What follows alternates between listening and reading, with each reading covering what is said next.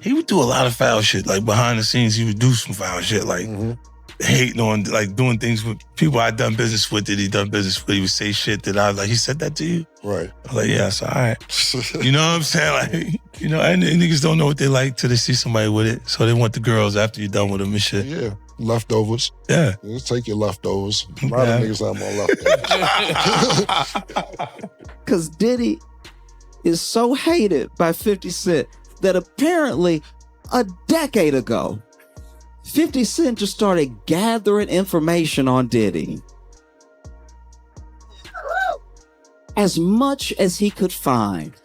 And he started working on a documentary series on how bad Diddy is. A documentary. He did interviews. He hates this man so much. A documentary series that he's already potentially sold to Netflix. And the craziest thing about it is that apparently, I don't know if this is true, but this is what I've been hearing. I looked it up from several outlets, and 50 Cent's documentary series about Sean Combs is titled Did He Do It? Look, I'm from Southside Jamaica, Queens. I don't like Supreme. I don't like Premium. But he lived the way he actually projected himself. His lifestyle is consistent. He was true to it. He never ratted on nobody. Just like that.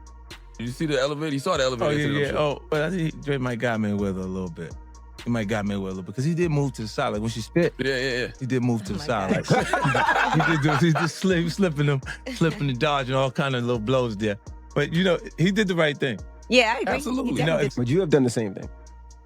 Nah, but I would probably, under those circumstances, you know. You can't see. 50, she's so small. Stop it. She's so small. You could have just... Nah, I would have did it once or twice. Chill. No, you wouldn't. I don't believe that. I don't believe that. I look and I go, oh, that's your big homie, right? So he imaged himself after a gay painter. The big homie want to look like a gay painter. What are we talking about here? We're talking about Basquiat. He wants to look like a gay painter. I've lived an exciting life. I think it'll do well on the big screen. There's gonna be a Diddy movie? Yeah, one day. Charlamagne, I plan on being great, man. You all great. I plan on having movies made about me. I plan on there being statues and different things like that. You know what I'm saying, man? Damn. 50 Cent has been working on this documentary for almost 2 years. The footage he has is insane. The people he got speaking about Diddy is ridiculous. And on top of that, there's an Instagram post. He goes and does the interview about Diddy's documentary on ABC.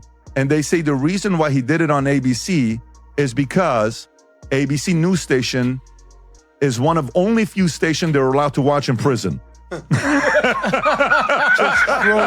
If Sean Combs watches this, what do you think he's going to feel? Like, wow, this is amazing. I think he's going to say this is the best documentary I've seen in a long time. Because you'll see people saying that. I mean, he might feel a different way about pieces and bits of it, but he knows the truth. So a lot of people have been talking about whether this turns another bad light onto hip-hop and hip-hop being attacked and like why 50 Cent wants to be the person that adds into this. Let's take a listen to 50 talk about that. Do you think that hip-hop culture was on trial as much as Sean Combs was? Look, if I didn't say anything, you would interpret it as hip-hop is fine with his behaviors. There's no one else being vocal. So you would look at it and just say, that mind your business, or let me not say nothing about nothing, or those things, it would allow the entire culture to register as if they're for that. This has nothing to do with hip-hop, and I hate when they do that. Like when Harvey Weinstein is on trial, nobody says, well, is this Hollywood on trial? And when Abercrombie and Fitch guys on trial, nobody says, is the clothing industry on trial? Like, no, this has nothing to do with hip-hop. No. This was one man's choices. That's it. This is about Diddy and nothing else. For years, the world believed Nipsey Hussle's story was simple.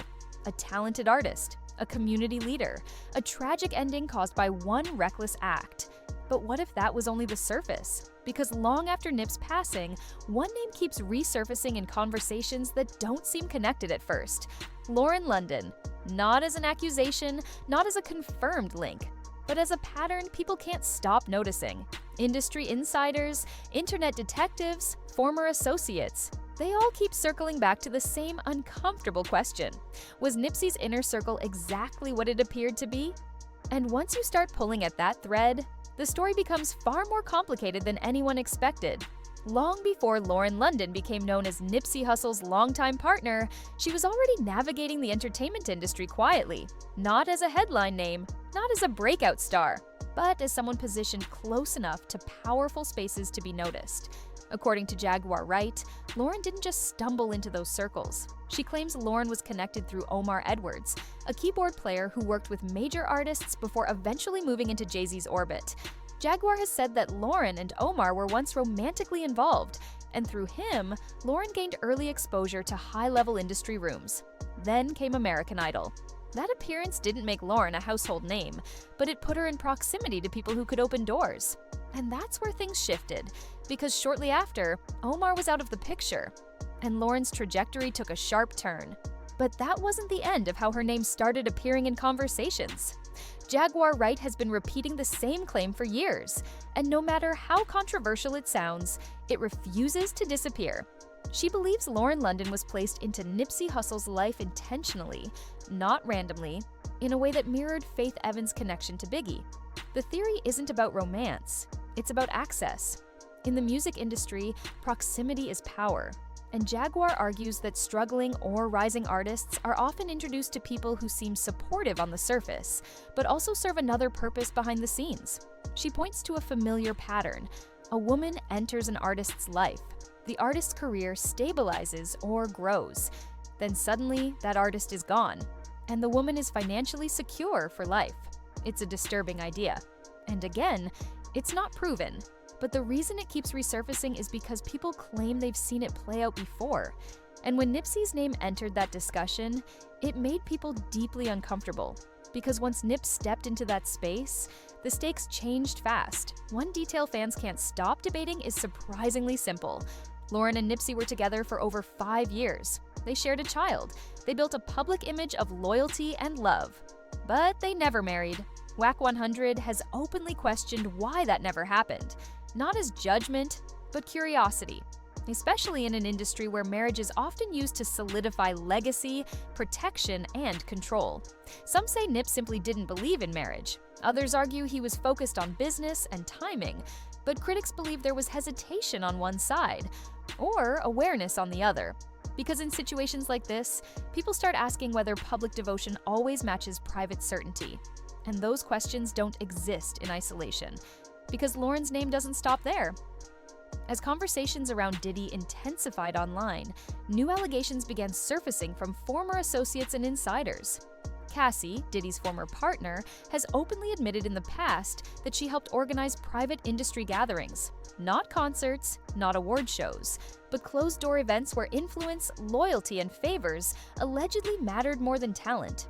Whack 100 has claimed Cassie wasn't acting alone, and that she allegedly brought other women into those circles.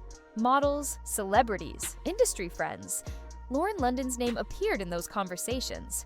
Not as an organizer, not as a lead figure, but as someone who was allegedly around. And in the court of public opinion, proximity can be just as powerful as participation. But the story didn't stop at rumors. Former insiders began speaking up. Diddy's former assistant, Capricorn Clark, became a key figure when her name appeared in lawsuits tied to inappropriate behavior allegations. During those claims, Lauren London's name was referenced, not as someone actively involved, but as someone present in certain environments. Clark allegedly described scenarios where people moved between rooms, followed instructions, and maintained a specific atmosphere. In one account, she mentioned Lauren being there while Cassie was directed back and forth during moments that made people uncomfortable. That detail sparked intense debate online because people began asking a different kind of question. Not, what did she do? But what did she know? And whether silence in those situations equals complicity or survival. None of this has been proven, but once these claims surfaced, the speculation intensified, and Nipsey's name was pulled right back into the storm. By the time Victory Lap dropped, Nipsey Hussle was no longer chasing validation. He owned his masters, he owned his brand, he invested in his community. He was moving independently and loudly. That's when people say the pressure started. Rumors began circulating that Nipsey was distancing himself from certain industry ties, including Big U. Reports surfaced that Nip had declined to renew contracts connected to Big U's label. On the day Nip passed, people noticed Big U's whereabouts were unclear. His alibi shifted. Then came the funeral, which Big U did not attend. Later, a live video showed Big U laughing off a "Justice for Nip" comment, and the internet erupted. To some, it looked careless. To others, it looked calculated. And then, the official story collided with street whispers. The courts ruled that Eric Holder acted alone, claiming Nip accused him of being a snitch, triggering the fatal encounter. Case closed, legally. But socially, the questions didn't slow down. They multiplied. Not quietly either. They spread fast, jumping from podcasts to comment sections to group chats, picking up new voices along the way. One of the biggest sparks came when Loose Cannon appeared on the No Jumper podcast and dropped a claim that instantly set the internet on fire. He said Big U allegedly called him and told him Nip had been taken out nearly 30 minutes before the shooting was publicly reported.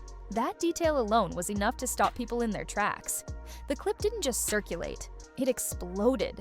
Screenshots, reaction videos, breakdowns, and slow-motion replays flooded social media. People weren't debating whether Loose Cannon was credible anymore. They were asking why someone would even have that information so early in the first place. Then came the cease and desist. Adam22 confirmed he received legal paperwork demanding the episode be taken down. And while cease and desist letters are common in media, this one only added gasoline to the fire. Because once lawyers step into a conversation like this, the streets don't quiet down. They lean in closer. To many viewers, it felt less like damage control and more like confirmation that nerves had been touched. Not long after, Charleston White entered the conversation and added another layer. He claimed Nipsey had stopped paying dues, and according to him, that decision allegedly changed how certain people viewed Nip altogether. In his version, that moment marked the beginning of things going left. Again, no proof, no paperwork, no charges. But the unsettling part wasn't any single claim. It was how these stories overlapped without coordination. Different personalities, different platforms, similar undertones. And that's when the conversation shifted into darker territory. Because once the dust settled, people stopped focusing only on how Nipsey passed and started asking who stood to gain afterward. After Nipsey's passing, his legacy didn't fade. It multiplied. Ownership stakes, brand value, cultural weight, financial movement behind the scenes. Suddenly, assets and influence were being discussed just as much as grief. Some individuals appeared more empowered, others seemed to gain leverage they didn't have before, and fans began asking the question nobody really wants to ask out loud. Who benefited most once Nip was no longer here? People noticed the silence first. Certain industry figures stopped mentioning Nip altogether. Interviews became cautious. Stories felt tighter, more controlled. The tone changed. Insiders claim phones were ringing non-stop behind closed doors in the days that followed, with conversations about narratives, optics, and containment happening immediately. Whether that's true or not, the perception alone was enough to raise suspicion. Others argue fear played a role. In an industry where challenging powerful names can erase careers overnight, silence can feel safer than honesty. But when that silence stretches on for years, it stops feeling accidental. And that lingering quiet is exactly why this story refuses to rest. That's why this story refuses to fade.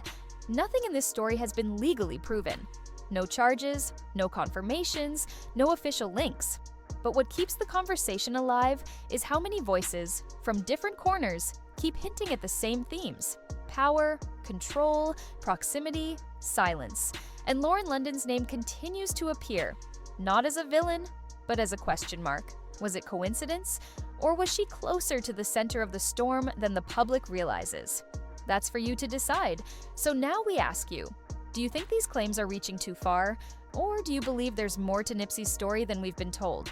Drop your thoughts in the comments. Subscribe, and stay locked in. Because the next story, it's even messier.